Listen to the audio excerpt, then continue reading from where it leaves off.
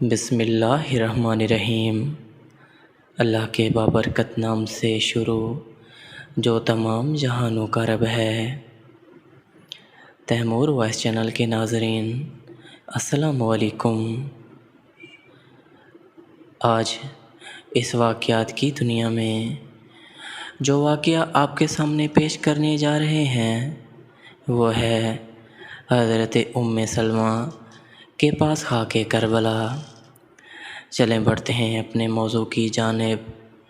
ام المومنین حضرت ام سلمہ رضی اللہ عنہا فرماتی ہیں کہ ایک دن حضور نبی کریم صلی اللہ علیہ وآلہ وسلم میرے گھر کافی عرصے بعد تشریف لائے اور میں نے دیکھا کہ آپ صلی اللہ علیہ وآلہ وسلم پریشان ہیں اور آپ صلی اللہ علیہ وآلہ وسلم کے بال مبارک گرد آلود ہیں۔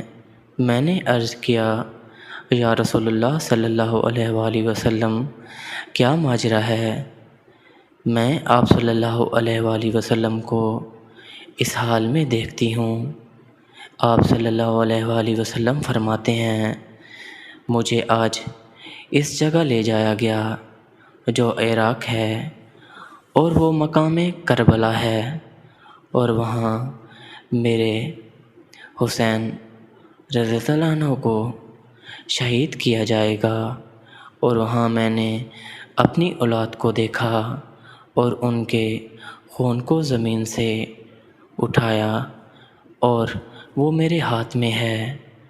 ام المومنین حضرت ام سلمہ فرماتی ہیں کہ میں نے نبی کریم صلی اللہ علیہ وآلہ وسلم نے اپنی مٹھی کھولی اور فرمایا اسے سنبھال لو اور اسے حفاظت سے رکھنا۔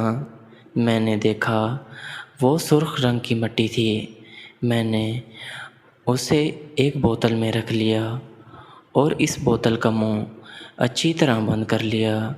پھر جب حسین ابن علی رضی اللہ عنہ نے عراق کا سفر کیا تو میں اسی شیشی کو روز دیکھتی تھی، اور جب عاشورہ کا دن ہوا تو میں نے اس میں تازہ خون دیکھا اور میں جان گئی کہ آج ابن رسول اللہ صلی اللہ علیہ وآلہ وسلم کو شہید کر دیا گیا ہے۔